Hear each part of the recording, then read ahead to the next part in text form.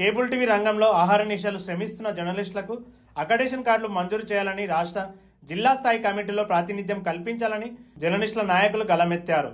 హక్కుల సాధన కోసం ఐక్యంగా పోరాడాలని Basheerbagh press club round table సమావేశంలో పిలుపునిచ్చారు.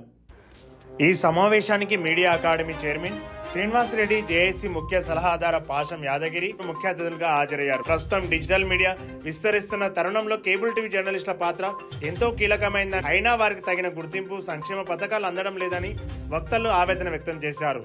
కేబుల్ టీవీ ఛానల్లో పనిచేస్తున్న వారిని కూడా ప్రధాన మీడియా ప్రతినిధులుగా గుర్తించి సమాన హక్కులు కల్పించాలని జర్నలిస్టుల సంఘాలు ప్రభుత్వాన్ని కోరాయి.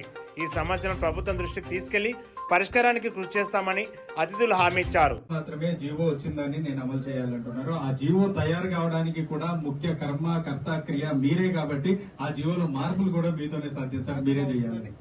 నేను అందులో ఈషన్ మాత్రం కూడా కాదు. సెకండ్ పాయింట్ ఏంది, కేబుల్ టీవీకి స్టేట్ అక్రిడిషన్స్ లేవు అని చెప్పారు.